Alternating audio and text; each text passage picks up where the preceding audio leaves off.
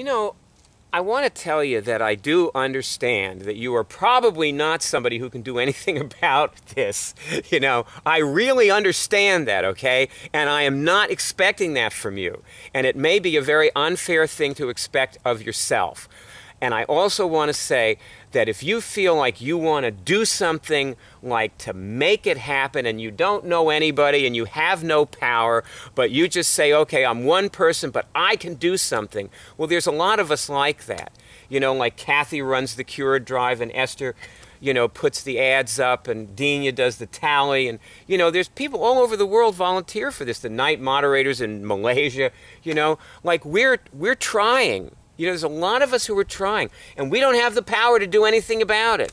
So we write to, you know, news groups or something, you know, where we send, you know, emails to Bono, which he doesn't read, or whatever it is, you know, we do it, you know. It makes us feel better. It doesn't actually do anything, but it makes us feel great, you know. So we do it. So if you want to do that, I'll help you, you know. You want to do it, get in touch with me, and we'll figure something out, you know, that you can do, or you can figure something out and tell me about it. I don't know, whatever.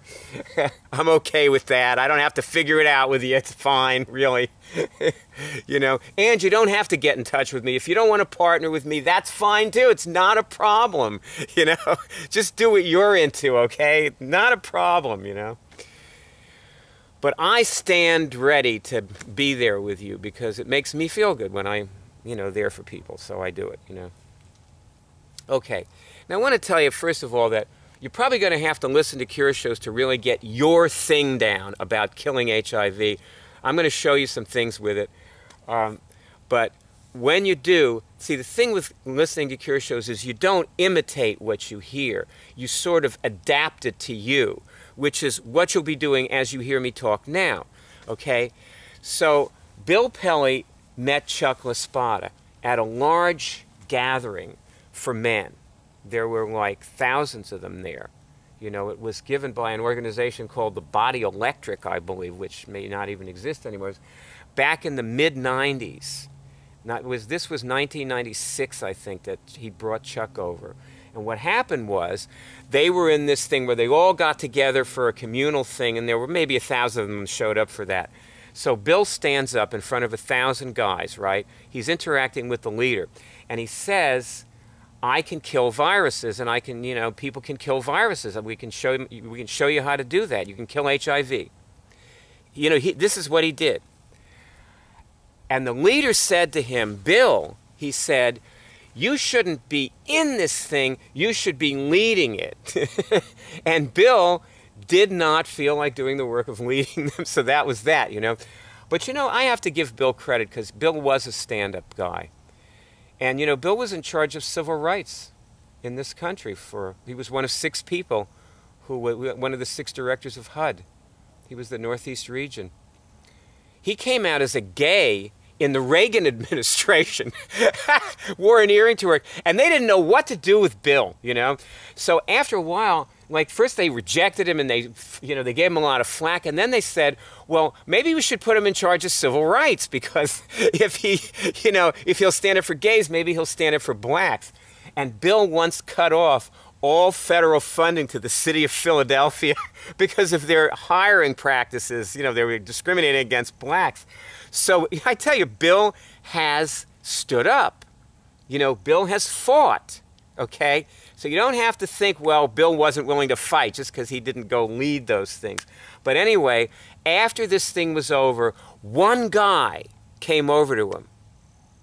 See, because he didn't do the 5 rounds of showing them how to kill the virus. You know, you really have to keep doing rounds like that until you have the overwhelming majority of them are doing it.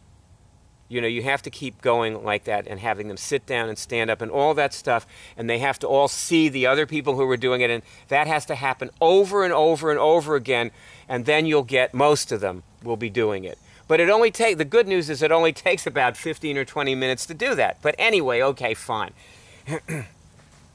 And if you're not getting a signal, probably nothing else I say will, help you personally. But the good news is when you listen to the Cure shows, you will be, you know, those people get signals, and you're going to be exposed to this, so you will be able to kill the virus. And I figure if you're on the third movie of this, nobody is going to listen to me talk for 3 movies unless they're going to kill the virus, okay? So at least you're going to be well, all right? At least I've saved you. Yay! You know, another person, you know, who I've helped, you know?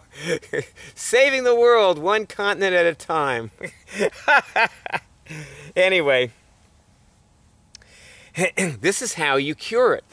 Okay, so Chuck called me. I said, come on to my house, stay here for a few days. And anyway, finally I got around to showing Chuck how to kill the virus.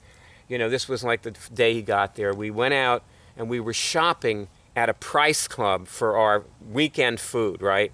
And I said, well, no time like the present. Let me show you how to kill the virus right here in the Price Club. And this is the very first person who I ever showed how to kill HIV, and I had no idea what to expect, because I'd showed Bill how to kill hepatitis B virus, and I'd killed herpes, and nobody ever got this kind of effect. But what I found later when I showed other people how to kill HIV is that more of them get the same thing. So you should know about this.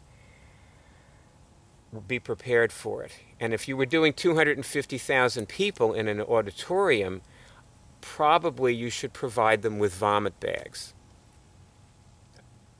You know, with one person it's okay, but and generally they don't vomit, okay? But you should probably give them vomit bags, just in case, all right? So I'm going to tell you how to kill it. You see, look, okay, you see this book? This is, you know, back when I learned how to cure herpes, we didn't have no book. I figured it out, you know, but anyway, in this book there are lists, and there's a list of bodies, and there's a list of pathologies.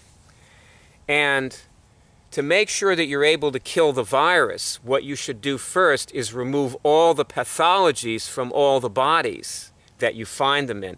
So now that you got a signal, you know, presumably you got a signal at some point that yes, you can, you know, maybe a pulsing or a finger movement or whatever it is, you know.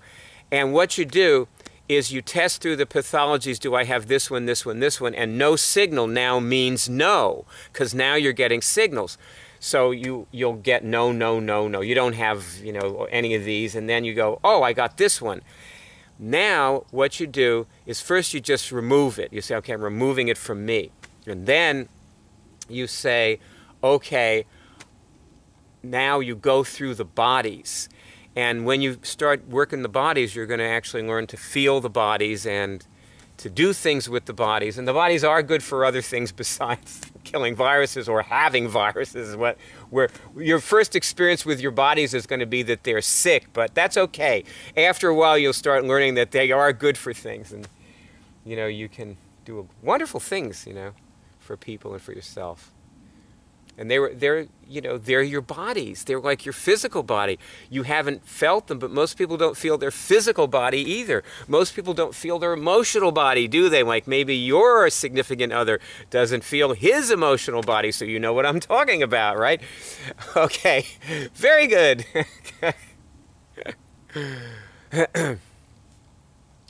Okay, so then you take the pathology that you found out of all the bodies, and you'll find, is it in this one? No. This one? No. Oh, that's in this one. And you take it out. That's when you start feeling your bodies. And I think I'm going to have to make another movie. This is the longest movie I ever made. Anyway, I mean, at least for YouTube. But anyway, I'm going to make another movie and just go on. I'll tell you what happened with Chuck.